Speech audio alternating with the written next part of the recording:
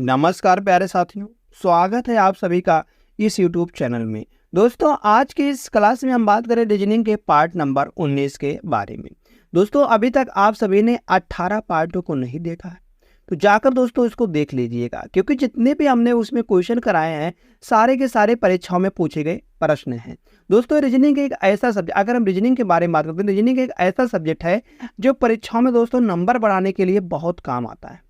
अगर हम रीजनिंग में थोड़ा सा भी ध्यान दे देते हैं तो दोस्तों रीजनिंग हमको पूरा का पूरा नंबर देता है परीक्षाओं में। दोस्तों, इसी प्रकार से हमने रीजनिंग का प्रैक्टिस सेट शुरू किया है। तो दोस्तों, जैसे इसमें क्वेश्चन दिए हैं, क्वेश्चन नंबर 2 दिया गया है, या दोस्तों कैलेंडर का प्रश्न है। कैलेंडर का प्रश्न है, कैलेंडर के प्रश्न को पूछा गया 14 मार्च 2010 को कौन सा साप्ताहिक दिन आएगा। तो इसमें 4 विकल्प दिए गए, चारों विकल्पों में से कौन सा सही विकल्प आएगा, दोस्तों इसको ध्यान देना है। ऐसे ही क्वेश्चन नंबर 14 दिया गया है, इसमें पूछा गया है त्रिभुजों की संख्या कितनी आएगी। यह एक त्रिभुज की आकृति दिया गया है, इसमें पूछ लिया गया कितने त्रिभुज आएंगे। तो यहाँ से विकल्प दिए गए, 4 विकल्प दिए गए, इसमें भी चारों विकल्पों में से कौन सा सही विकल्प आ जाएगा। ऐसे ही दोस्तों क्वेश्चन नंबर 12 दिया गया है। क्वेश्चन नंबर 12 जो है यह श्रृंखला का प्रश्न है, सीरीज का प्रश्न है। तो यहाँ पर पूछा गया है क्वेश्चन मार्क के स्थान पर क्या आएगा। तो इसमें भी 4 विकल्प दिए गए, चारों विकल्पों में से कौन सा सही विकल्प निकल के आ जाएगा। ऐसे ही दोस्तों यहाँ पर बहुत सारे प्रश्न हम लेकर आए हुए हैं जो कि परीक्षाओं की दृष्टि से बहुत उपयोगी है। चलते हैं दोस्तों आज के महत्वपूर्ण पहले प्रश्न पर। जो महत्वपूर्ण पहला प्रश्न दिया गया है, जाने से पहले अगर आप इनमें से किसी भी एग्जाम की तैयारी कर रहे हैं, जैसे railway, bank, SSC, SSC CGL, SSC GD, MTS, SSC CSN, ITBP, SSB, VDO, CPO, Agniveer, ALP technician, UP triple S CIPET, CRPF, army, navy, CTET, UP BEd, bank PO, group D, air force, CDS, NTPC, RPF, UP police दरोगा, IB, SSC stenographer, या दोस्त किसी भी state के किसी भी exam की आप सब तैयारी कर रहे हैं, तो आप सभी के लिए यह क्लास बहुत ही महत्वपूर्ण होने वाली है। दोस्तों, हम इसमें बात करेंगे एक शॉर्ट ट्रिक के माध्यम से और बेसिक लेवल से इसको हम सॉल्व करने की कोशिश करेंगे। सभी प्रश्नों को जानते हैं दोस्तों, जो आपको आसानी से समझ में आएगा उस लेवल से। चलते हैं महत्वपूर्ण पहले प्रश्न पर। महत्वपूर्ण पहला प्रश्न क्या दिया गया है? दिया गया है नीचे दिए गए बेर आरेख में वृत्त जो है दोस्तों वह वकीलों को, अगर यह बात करते हैं तो यह वकील हैं, और निरूपित का षष्ठकोण जो है महिलाओं को। जो षष्ठकोण दिया गया है दोस्तों यह महिला है, यह महिला है। आगे बात किया गया जो आयत है दोस्तों यह भोजन प्रेमियों को, यह भोजन है। तो इसी प्रकार से बताना है कि कितनी महिलाएं ऐसी हैं जो भोजन प्रेमी और वकील दोनों हैं। मतलब कि यहाँ पर तीनों में जो कॉमन होगा दोस्तों उसी को हमको बताना। अगर तीनों में देखते हैं कॉमन को, तीनों में कॉमन दोस्तों यहाँ से निकल के आ रहा है। अगर यहाँ से देखते हैं यहाँ षष्ठभुज हो जाएगा, और यहाँ से देखेंगे यहाँ तो आयत है, आयत यहाँ पर यहाँ से निकल के आ रहा है, ऐसे ही आयत यहाँ से निकल के आ रहा है यहाँ तक, तो आयत का भी हो जाएगा कॉमन। और यहाँ से देखेंगे वृत्त का भी कॉमन है। क्या कॉमन है इसमें? तो हम कहेंगे 12 कॉमन है। 12 यहाँ पर सही जवाब निकल के आ जाएगा। 12 दिया गया विकल्प नंबर 3 में, तो विकल्प नंबर 3 इसका बिल्कुल सही जवाब आ जाएगा। दोस्तों, आशा करते हैं आप सभी को यह प्रश्न अच्छी तरीके से समझ में आया है। चलते हैं यहाँ से अगले प्रश्न पर। अगला प्रश्न क्या दिया गया? यह दोस्त कैलेंडर का प्रश्न है। कैलेंडर अगर आपको दोस्तों नहीं आता तो हमने ऑलरेडी इसका एक वीडियो बनाया हुआ है, तो इसका जो लिंक है दोस्तों वह वीडियो के डिस्क्रिप्शन बॉक्स में दे दिए गए हैं। वहां से जाकर दोस्तों आप कैलेंडर के इस पार्ट को देखिएगा, क्योंकि हम इसमें बहुत अच्छी तरीके से इसमें कैलेंडर को समझाए हैं। जैसे यहाँ पर दिया गया 14 मार्च 2010 को कौन सा दिन था, तो यहाँ से जो वर्ष पूरा हो गया उसके बारे में हम बात करते हैं। कौन सा वर्ष पूरा हो गया? हम कहेंगे 2009 तक ले पूरा हो गया है। अगर हम 2009 को लिखते हैं तो कैसे लिखेंगे हम इसको लिखेंगे 2000 और प्लस का 9। अगर हम 2000 में देखते हैं विषम दिन, तो इसमें विषम दिन 0 होते हैं। 2000 में जैसे 2000 हुआ, 1600 हुआ, तो हमने उसमें पूरा डीपली बताया हुआ है। तो कैसे इसमें 0 हैं, तो इसमें 0 होते हैं। अगर देखते हैं 9 को दोस्तों यहाँ पर हम 4 से भागा देंगे। 4 से भागा क्यों देखते हैं? तो इसमें हम लीप ईयर देखने के लिए। तो इसमें दोस्तों जो 2 आएगा वह लीप ईयर आएगा, और 7 यहाँ पर साधारण वर्ष आएंगे। और लीप ईयर में विषम दिन कितने होते हैं? 2 होते हैं, और साधारण वर्ष में 1 होते हैं। तो यहाँ से 2 दूनी 4 हो जाएगा, और 7 एक नंबर 7 आ जाएगा। तो टोटल 7 4 11 यहाँ से निकल के आने वाला विषम दिन। 11 को हम 7 से भागा देंगे तो 4 यहाँ पर विषम दिन आ जाएंगे। अब जाते हैं दोस्तों मार्च में। मार्च तक जाते हैं 14 मार्च 2010 को। 2010 में आते हैं क्योंकि 2009 तक हमने पूरा कर दिया, तो यहाँ पर 4 विषम दिन आएंगे।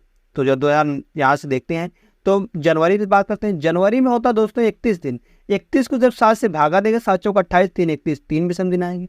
और फरवरी में, फरवरी दोस्तों होती है 28 की, तो 28 को जब 7 से भागा देंगे तो यहाँ पर आएगा 7 चौक 28, 0 विषम दिन आएंगे। इसी प्रकार से 14 मार्च में जाना है, 14 मार्च तक जाना है, तो मार्च अगर 14 को 7 से भागा देंगे 0 विषम दिन आएंगे। तो 3 विषम दिन दोस्तों यहाँ पर आ रहा है और 4 विषम दिन यहाँ पर आ रहा है, तो 4 और 3 7, टोटल 7 विषम दिन आ रहे हैं। 7 को हम 7 से भागा देंगे तो यहाँ पर 0 विषम दिन आएगा। अगर दोस्तों 0 विषम दिन आता है तो कौन सा दिन होता है? 0 होता है दोस्तों रविवार, रविवार। और 1 की बात करते हैं सोमवार, 2 होता है मंगलवार, 3 होता है बुधवार, और 4 होता है दोस्तों बृहस्पतिवार, और 5 होता है शुक्रवार, और 6 होता है शनिवार। इसी प्रकार से हम सभी दिनों को कोड करते हैं। तो यहाँ से 0 आ रहा है तो 0 बराबर रविवार आ रहा है विकल्प नंबर 1 में। चाहे तो आप दोस्तों यहाँ से देख लीजिएगा, मोबाइल में देख लीजिए, तो कैलेंडर उठा के देख लीजिए, तो 4 मार्च 2010 को रविवार ही था। तो आशा करते दोस्तों आपको यह प्रश्न अच्छी तरीके से समझ में आया है।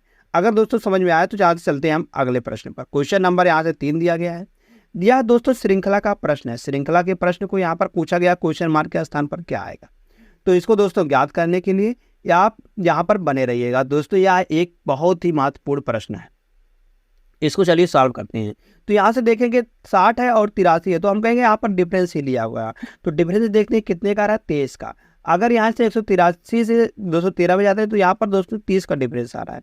इसी प्रकार से आगे देखते हैं, तो आगे दोस्तों कितने का डिफरेंस आएगा। अगर हम यहाँ से 213 है, 252 है, 252 में से 213 को घटा दें दोस्तों 39 का डिफरेंस आता है, 39 का डिफरेंस आता है। अगर यहाँ से इसको कटाएंगे तो हम कहेंगे यहाँ पर निकल के आएगा 51 का, मतलब 3 में से अगर 2 जाएगा तो 1 बचेगा, और 10 में से 5 जाएगा तो 5 ही बचेगा, मतलब कि 51 का डिफरेंस आ रहा है। तो आगे क्या अंतर निकल के आएगा। अगर दोस्तों हम बात करते हैं 23 कैसे बनाया गया है, तो 23 कैसे बनाया गया। अगर हम 23 की बात करते हैं, 23 किस प्रकार से बनाया गया है। अगर हम कहते हैं दोस्तों 4 का वर्ग, 4 का वर्ग क्या होता है 16, 16 में क्या जोड़ते 23 है, हम कहेंगे 16 7 23, 16 7 23 निकल के आएगा। तो 30 कैसे बनाया गया है, हम कहेंगे 5 का वर्ग प्लस का 5 किया गया है। आगे 39 कैसे बनाया गया है, हम कहेंगे 6 का वर्ग प्लस का 3 किया गया है। फिर आगे क्या निकल के आएगा, हम कहेंगे 7 का वर्ग प्लस का 2, 7 का वर्ग प्लस का 2। तो यहाँ से देख रहे हैं दोस्तों यह सब क्या है, यह सब अविभाज्य संख्या है, यह सब अविभाज्य संख्या है। सबसे छोटी अविभाज्य संख्या क्या है, 2 है। तो हम कहेंगे 2 यहाँ पर जोड़ ही दिया गया है। अब आगे क्या शुरू होगा, हम कहेंगे 0 शुरू होगा। क्या शुरू होगा दोस्तों, 0 से शुरू होगा। तो यहाँ पर क्या निकल के आने वाला है, यहाँ पर 4 5 6 7, अब की बार क्या आएगा 8 आएगा।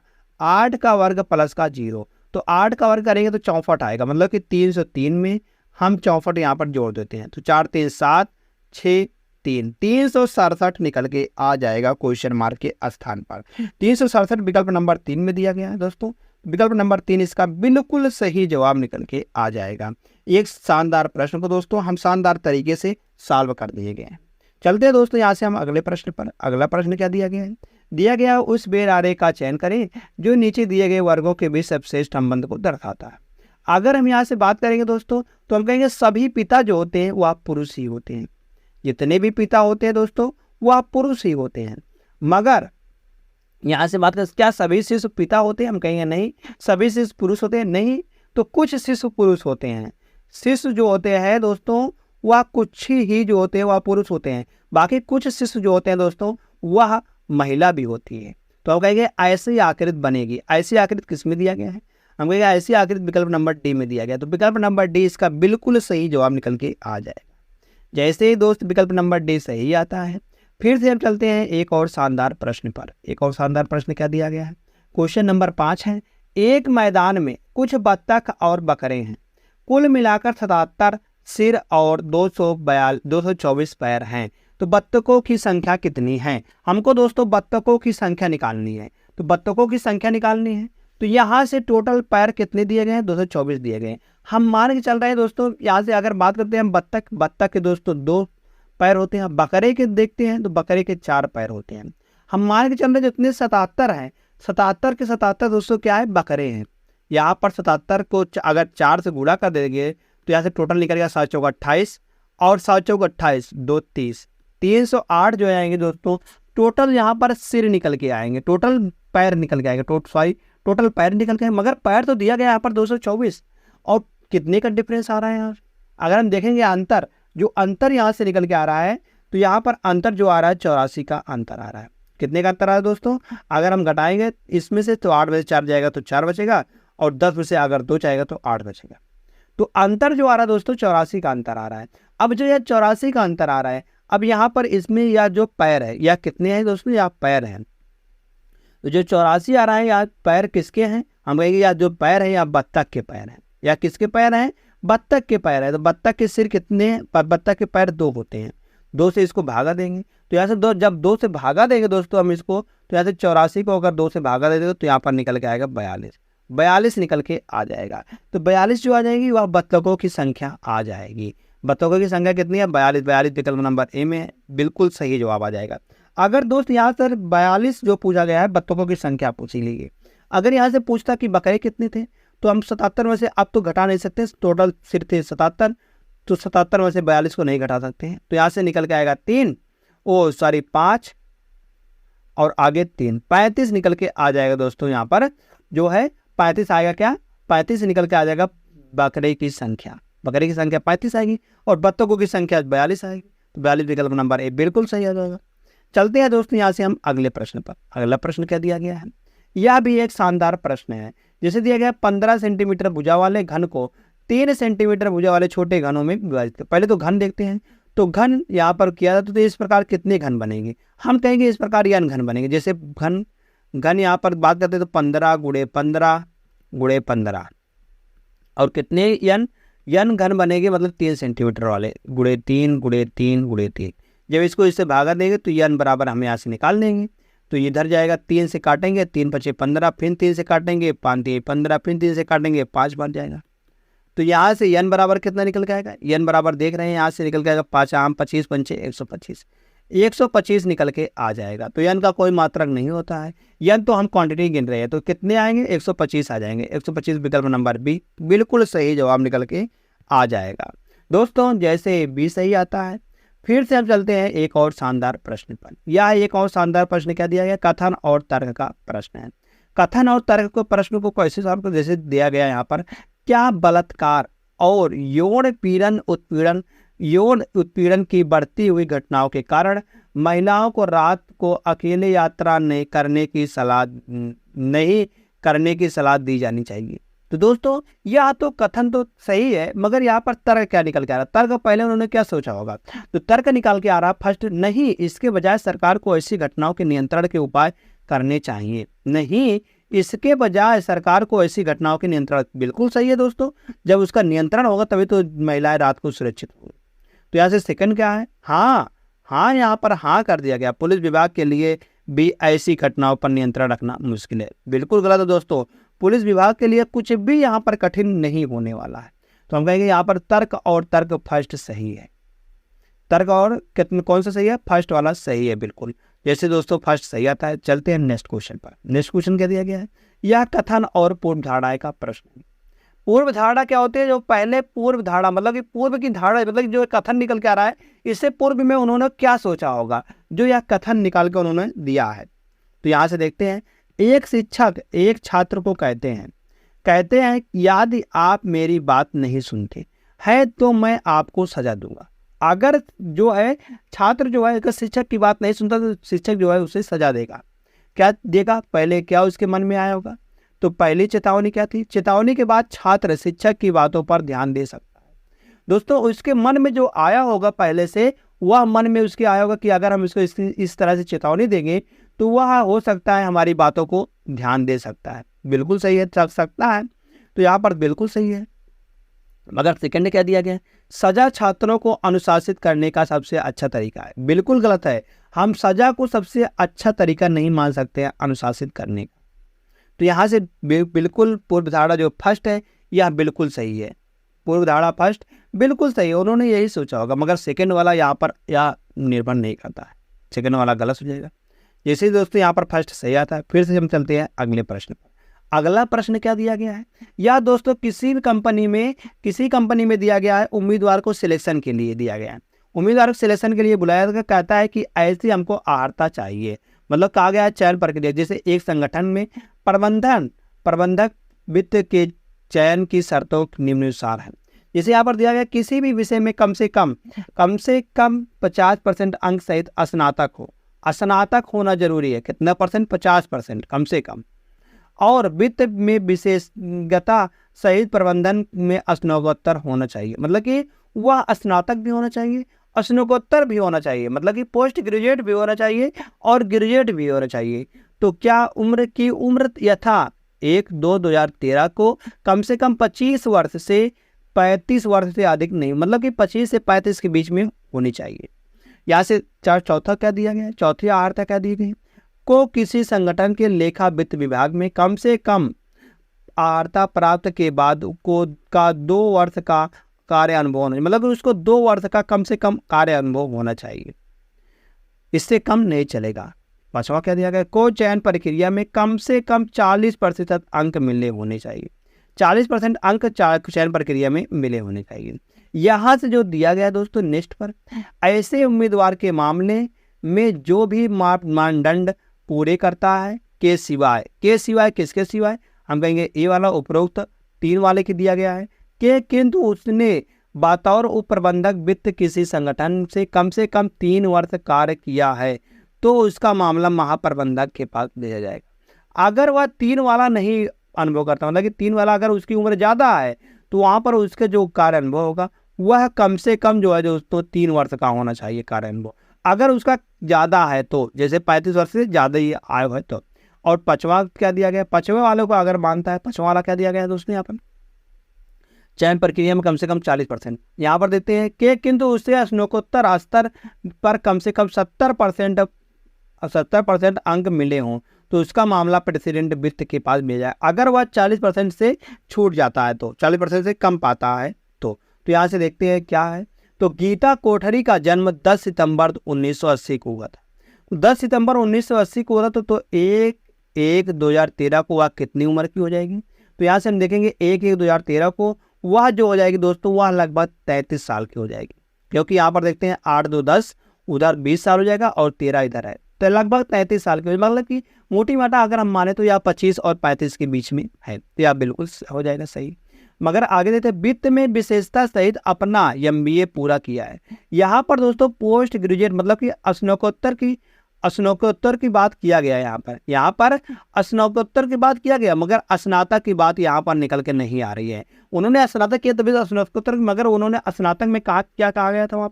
वहाँ पर कहा गया था स्नातक में कम से कम 50% अंक पाना चाहिए, मगर यहाँ पर उसके बारे में चर्चा नहीं किया गया है। पिछले 4 वर्ष के से संगठन के वित्त विभाग में काम कर रही है, मतलब कि 4 वर्ष का अनुभव भी है, सही है। उसे चयन प्रक्रिया में 60% अंक मिले, 60%, यह भी सही है। मगर दोस्तों यहाँ पर जो दिया गया उन्होंने पोस्ट ग्रेजुएट उसके बारे में, ग्रेजुएशन के बारे में यहाँ पर जिक्र नहीं किया गया है। हम कहेंगे यहाँ पर आंकड़ा जो है दोस्तों अपर्याप्त है, मतलब कि हम निर्णय लेने में असमर्थ हैं। हम कहेंगे याद उम्मीदवार का चयन नहीं करता है, बिल्कुल गलत है। याद दिया गया डाटा निर्णय लेने के लिए पर्याप्त नहीं है, हम कहेंगे डाटा जो है निर्णय लेने के लिए पर्याप्त नहीं है। विकल्प नंबर बी बिल्कुल सही जवाब निकल के आ जाएगा। दोस्तों इस प्रकार का प्रश्न आजकल परीक्षाओं में बहुत ज़्यादा पूछा जा रहा है, मतलब कि किसी उम्मीदवार का चयन करने के लिए। तो दोस्तों हमको इसमें बस सिंपल ही बात करना है, सिंपल देखना है। बशर्ते क्या होता है, टाइम टेकिंग होता है। यह प्रश्न जो है बहुत बड़ा होता है, कठिन तो नहीं होता है, मगर बड़ा लैंग्वेज इसकी होती है, तो इसलिए यह टाइम टेकिंग होता है। चलते दोस्तों यहाँ से हम अगले प्रश्न पर। अगला प्रश्न क्या दिया गया? उस संख्या युग्म का चयन करें जिसकी दोनों संख्याओं के बीच वही संबंध है जो दिए गए संख्या युग्म की दोनों संख्याओं के बीच है, दोनों संख्याओं के बीच है। अगर हम यहाँ से देखेंगे 14 से 588 कैसे बनाया गया है। अगर दोस्तों हम 14 का वर्ग करते हैं, 14 का पहले तो वर्ग करेंगे तो आएगा 196। अगर हम 196 588 देखते हैं कितनी बार जाएगा, देखते हैं 6 18 अंत में 18, तो हम कहेंगे 3 बार गुणा करके देखते हैं कितना आएगा। 6 18 और 9 27 2 28 और 3 1 नाम 3 3 और 2 5, 588 निकल के आ रहा है। दोस्तों यहाँ पर भी 588 दिया गया है, 588 दिया गया है, तो यहाँ पर 588 दिया गया है तो 588 यहाँ पर आ जाएगा। तो इस प्रकार से जहाँ पर दिया होगा, जैसे हम 12 का करते हैं, 12 का वर्ग होता है 144। अगर हम 4 को 3 से गुणा करते हैं दोस्तों तो 12 आने वाला है, मतलब कि 2 ही आएगा इकाई का स्थान पर, यहाँ पर 6 दिया गया, यह बिल्कुल गलत हो जाएगा। अगर हम इसको देखते हैं 20 का वर्ग होता है 400, 400 को अगर 3 से गुणा करते हैं तो यहाँ 1200 आता है, ना कि 980 आता है, यह भी गलत हो जाएगा। अगर देखते हैं 3 को 11 का वर्ग करेंगे 121 आएगा, 121 को 30 से गुणा करते हैं तो दोस्तों 3 आएगा अंत में, तो यहाँ पर 4 दिया गया है, यह भी गलत हो जाएगा। देखते हैं 4 वाले को, 4 वाले विकल्प को देखते हैं। 18 का वर्ग करेंगे दोस्तों 324 होता है। 324 को अगर 3 से गुणा करते हैं तो यह कितने निकल के 4 3 12 और 3 दूनी 6 और 1 7 और यहाँ से निकल के आने वाला है 3 त्रिका 9, 972 निकल के आ जाएगा। 972 दोस्तों यहाँ पर दिया गया है, तो हम कहेंगे यही जो विकल्प नंबर 4 है यह बिल्कुल उसी तरह से संभव है, मतलब कि वही पालन करता है। विकल्प नंबर 4 बिल्कुल सही जवाब निकल के आ जाएगा। जैसे दोस्त विकल्प नंबर 4 सही आता है, हम कहेंगे आप सभी को यह प्रश्न अच्छी तरीके से समझ में आया होगा। जैसे अच्छी तरीके से समझ में आया दोस्तों, यह एक शानदार प्रश्न था, इसको आप इंपॉर्टेंट बना के लिख लीजिएगा। इसमें जो लॉजिक लगा था यह लॉजिक बहुत ही इंपॉर्टेंट थी। तो चलते दोस्तों यहाँ से हम अगले प्रश्न पर। अगला प्रश्न क्या दिया गया है? दिया गया उस विकल्प आकृति का चयन करें जो दी गई आकृति अक्ष में अंतर्निहित है मगर घुमाने की अनुमति नहीं है। इसे आ गया घुमाने की अनुमति नहीं है। अगर यहाँ से हम विकल्प नंबर ए को देखते हैं तो विकल्प नंबर ए को दोस्तों देख रहे हैं, मगर यहाँ पर जो यह बीच वाली लाइन अगर हम ध्यान से देखें, ये जो बीच वाली लाइन है दोस्तों यहाँ से बस इतनी सी छोटी सी आ रही है, मतलब यहाँ पर चित्र इस प्रकार से बन रहा है, मगर यहाँ से देखेंगे यहाँ लाइन तो यहाँ पर आ रही है, मगर इसका अगर यहाँ तक बनी होती, थोड़ा सा आगे बढ़ाया होता तो हम कहते हैं यह बन जाता, मगर नहीं बन रहा है, तो हम कहेंगे यह भी गलत हो जाएगा। कौन सा? विकल्प नंबर ए गलत, विकल्प नंबर ए गलत। विकल्प नंबर बी देखते हैं, तो यहाँ से अगर हम विकल्प नंबर बी देखेंगे दोस्तों तो यहाँ से तो बन रहा है इस प्रकार से यहाँ से विकल्प नंबर बी इस तरीके से अगर देखेंगे हम तो बन रहा है, यहाँ पर बन रहा है सेम टू सेम। मगर दोस्त यहाँ से देखेंगे हम इस प्रकार से तो ऊपर की जो यह लाइन है बीचों बीच में या जो डिवाइड कर रही है यह नहीं बन रहा है, तो हम कहेंगे यह भी गलत हो जाएगा। विकल्प नंबर बी भी गलत। अब सी देखते हैं दोस्तों, यहाँ से विकल्प नंबर सी देखते हैं। सी में क्या अंतर आ रहा है? सी में जो डिफरेंस आ रहा है दोस्तों, यहाँ से यह जो लाइन है यह लाइन बीचों बीच में पूरा दे दिया गया है, मगर यहाँ पर जो लाइन है यहाँ पर लाइन अगर ऐसे बीचों बीच में पूरा दिया होता तो हम कहते बन जाता, ऐसे यहाँ पर इस प्रकार से तो हम कहते यहाँ पर बन जाता, मगर यहाँ पर नहीं बन रहा है तो यहाँ पर गलत हो जाएगा। तो विकल्प नंबर बी भी गलत, विकल्प नंबर सी भी गलत। अब सिर्फ एक ही विकल्प बचता है डी, तो डी वाला तो जाहिर सी बात है मिलना चाहिए। तो कहाँ पर मिल रहा है यार डी वाला? तो डी वाला दोस्तों यहाँ पर देखते हैं इस प्रकार से यहाँ पर देखेंगे हम, इस प्रकार से यहाँ पर इस प्रकार से देखेंगे, सेम इसी प्रकार से यहाँ पर देखेंगे, थोड़ा सा यहाँ पर देखेंगे, सेम उसी प्रकार से दोस्तों यहाँ पर बन रहा है। तो हमारे किस में बन रहा है? विकल्प नंबर डी वाला बिल्कुल सही बन जाए, एकदम विकल्प नंबर डी जैसे सही आता दोस्तों। फिर से हम चलते हैं एक और शानदार प्रश्न पर। एक और शानदार प्रश्न क्या दिया गया है? Question number 12। क्वेश्चन नंबर 12 क्या दिया गया है? निम्न श्रेणी में प्रश्न चिन्ह के स्थान पर कौन सी संख्या आएगी? तो यह श्रृंखला का प्रश्न है, तो क्वेश्चन मार्क के स्थान पर पूछा गया है कौन सी संख्या निकल के आ जाएगी। तो जैसे देखेंगे, जैसे हम इनका दोनों का अंतर निकालते हैं, 3 और 12 का अंतर क्या निकल के आएगा? हम कहेंगे 3 से 12 कैसे बनाया गया है? अगर हम 3 से 12 बनाते दोस्तों तो हम कहेंगे गुणे 3 करेंगे, 3 त्रिका 9 आएगा, 9 में 4 जोड़ते हैं तो 12 निकल के आएगा। अगर हम 12 से 52 बनाते हैं तो हम कहेंगे 12 चौका 48 प्लस का 4 52 आएगा। मतलब कि यहाँ से देख रहे हैं गुणे 4 किया गया, 12 चौका 48 गुणे 4 52 निकल के आ रहा है। फिर ऊपर क्या किया गया? गुणे 3 किया गया है, फिर धन 4 किया गया है, नीचे गुणे 4 किया गया है, धन 4 किया गया है। आगे भी दोस्तों इसी प्रकार से निकल के आएगा। आगे भी हम क्या करेंगे? इसमें 64 गुणे 3 करेंगे और धन 3 करेंगे। तो यहाँ से अगर हम 3 करते हैं गुणे तो 0 आएगा, 4 3 12 आएगा और 6 3 18 और 1 19, 920 और धन 3। तो यहाँ से निकल के आने वाला है 923। 923 इसका बिल्कुल सही जवाब आ जाएगा। 923 दोस्तों किस विकल्प में दिया गया है? हम कहेंगे 923 जो दिया गया है विकल्प नंबर पहले में दिया गया है, तो विकल्प नंबर पहला इसका बिल्कुल सही जवाब आ जाएगा। दोस्तों यहाँ पर लॉजिक क्या थी? लॉजिक थी दोस्तों एक बार गुणा 3 किया धन 4 किया गया था, फिर गुणे 4 किया गया था धन 4, आगे भी ऐसे ही किया गया था। तो हम कहते हैं यहाँ पर विकल्प नंबर जैसे एक सही आता है। चलते हैं नेक्स्ट क्वेश्चन पर, अगले प्रश्न पर हम देखते हैं दोस्तों। यहाँ से पूछा गया है एक कागज को नीचे दिखाए गए तरीके के अनुसार मोड़ा और काटा गया है, यह कागज खोलने पर कैसा दिखेगा? अगर दोस्त हम इसको काट कर खोलते हैं तो यहाँ से जो 0 है यहाँ पर यह इस तरह से आएगा, और जो त्रिभुज है यह ऊपर की ओर आएगा, और यहाँ पर त्रिभुज जो है या नीचे की ओर आएगा, और यहाँ पर जो यहाँ पर जो त्रिभुज है या नीचे को नहीं आएगा, या त्रिभुज जो है दोस्तों यहाँ पर जो त्रिभुज है या इस प्रकार से यहाँ पर वो आएगा, मतलब कि दीर्घवृत्त आएगा। तो ऐसे त्रिभुज यहाँ पर नीचे की ओर आएगा इसका, फिर इधर देखते हैं तो इधर दोस्तों यहाँ से इस प्रकार से नीचे की ओर आएगा, फिर गोला यहाँ पर आएगा, यहाँ पर आएगा, और इसका मुंह भी इस प्रकार से नीचे की ओर आएगा, और इसका मुंह दोस्तों ऊपर की ओर चला जाएगा इससे, और जो यहाँ पर दीर्घवृत्त यहाँ पर आएगा।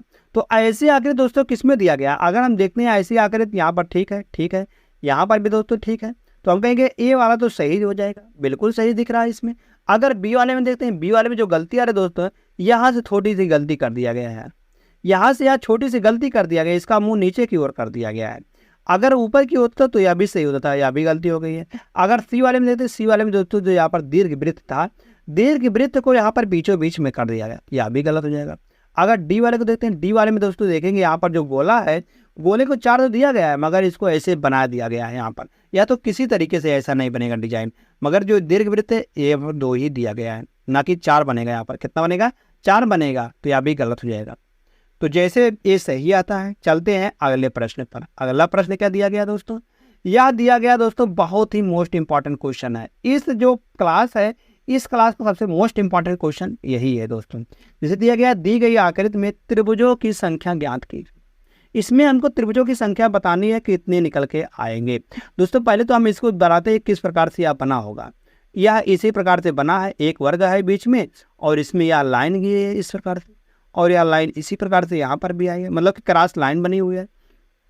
और अगर इस लाइन की मतलब देखिए, यहाँ पर एक लाइन इस प्रकार से गई है, एक लाइन इस प्रकार से गई है।